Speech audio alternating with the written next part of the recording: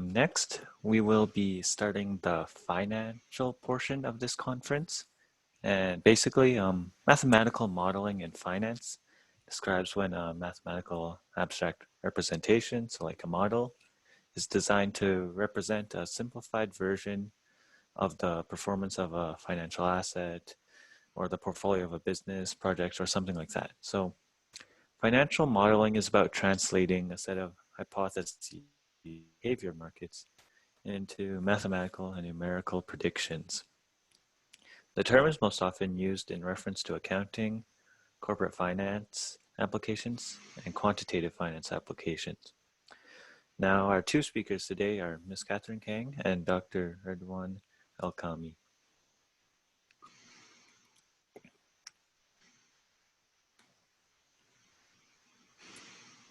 Sorry about that. So Catherine is an analyst at the Blackstone Group, where she works in the valuations team within GSO, credit arm of Blackstone. Catherine began her career with the valuation and modeling team at Deloitte, working primarily on advising leading life sciences companies on complex transactions-related issues. She graduated from the University of Illinois at Urbana-Champaign. I'm sure we're all interested to learn more about modeling and finance through what you've already experienced at such a young age. Catherine, would you like to start sharing your presentation now? Great, thank you both for a quick intro.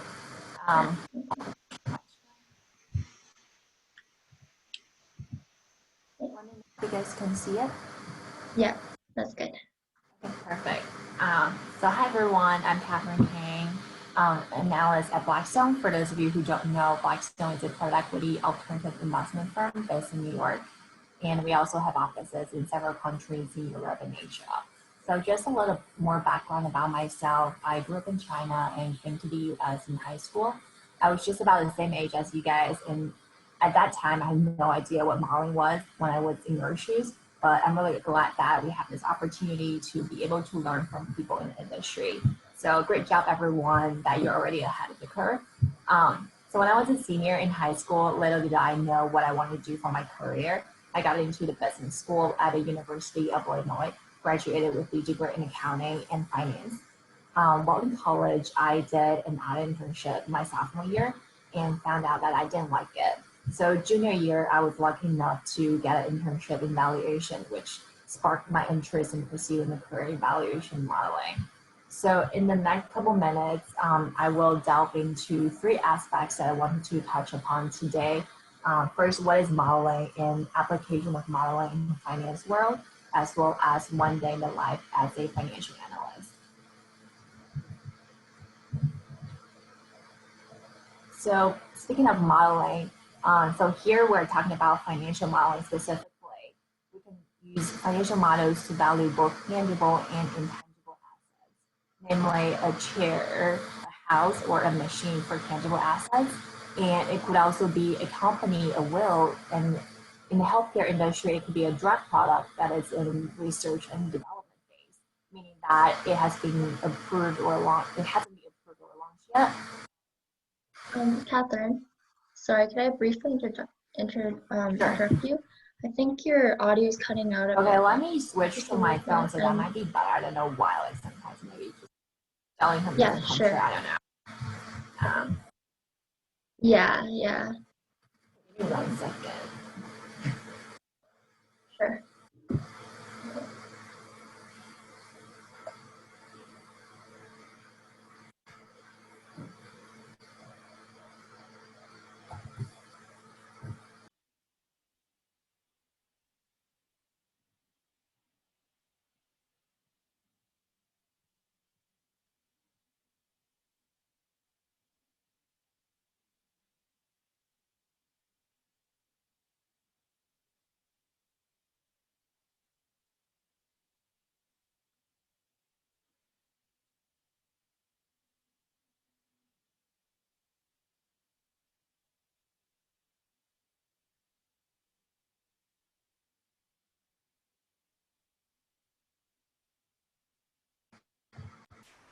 I'm not sure if this is better. But let me know if I get cut off.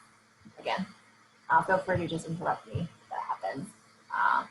So not sure where I got cut off earlier, but just wanted to kind of go through like financial modeling, like what it entails, and then also there are just so many things that you can value using a financial model as long as you have all the necessary information handy. I guess that is also like the tricky part, which is to obtain the information needed to perform evaluation. So luckily, that's not a concern for our discussion today. Rather, the focus is on financial models that we use, and then those models typically are used to value a company that is involved in this transaction. And by transaction, I mean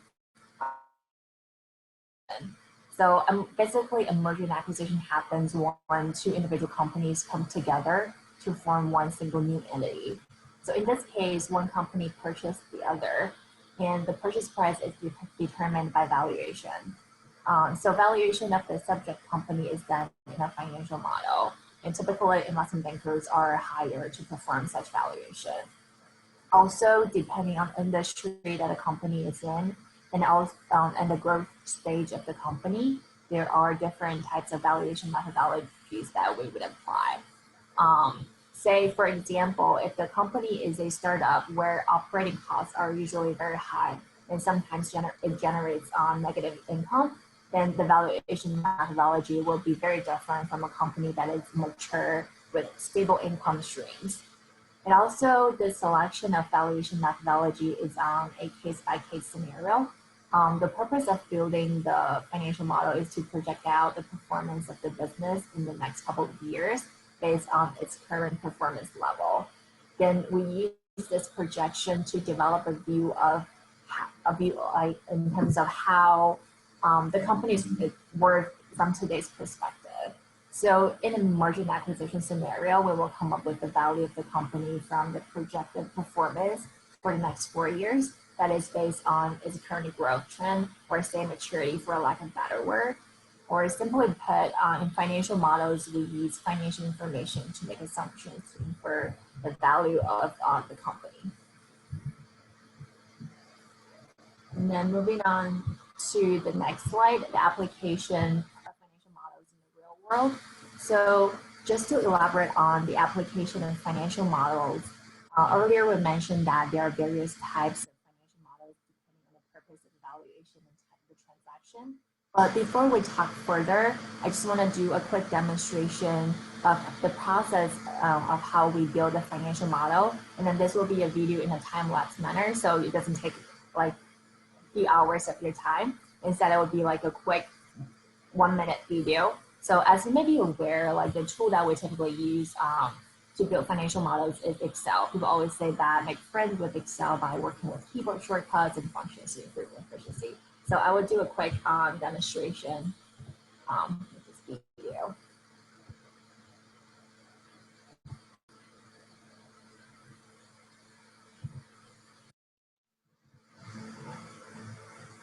Can you guys see the video, by the way? Okay, great.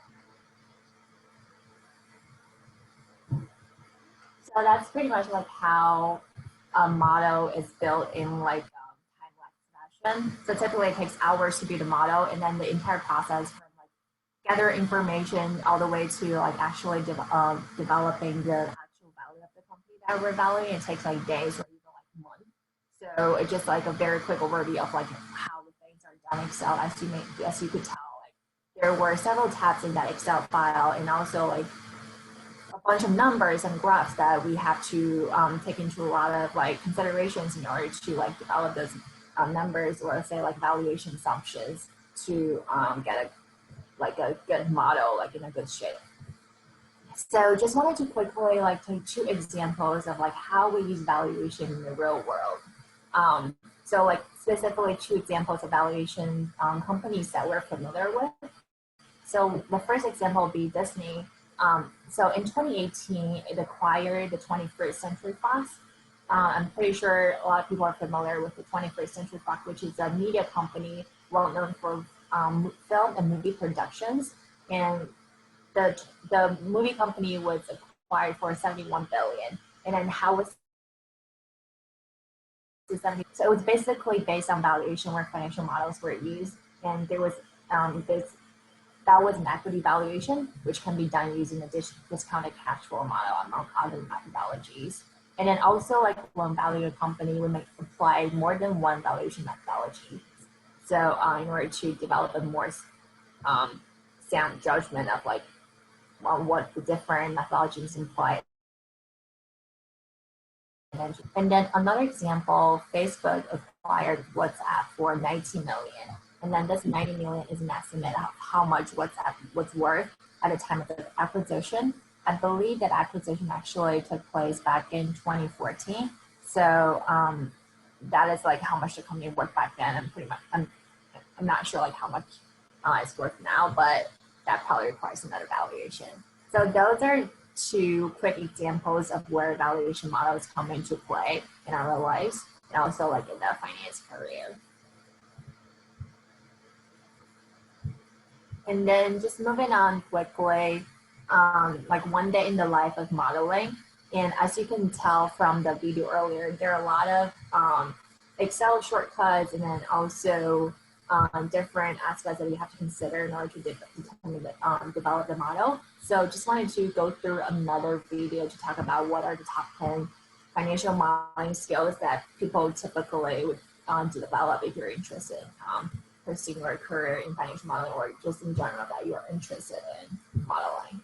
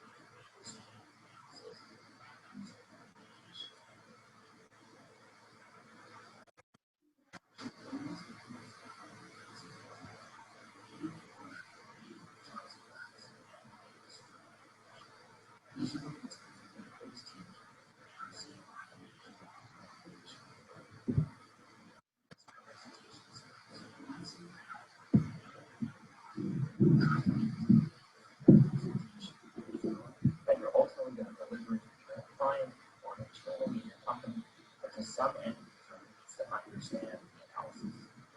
Using visuals and materials and logical representation is a great way to achieve this. This is high-level strategy. It's essentially the same.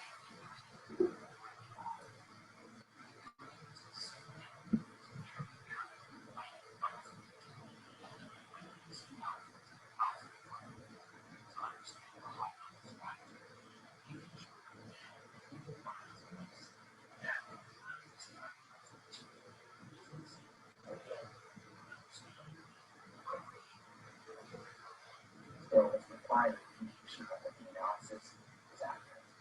You're able to incorporate all of the skill sets together.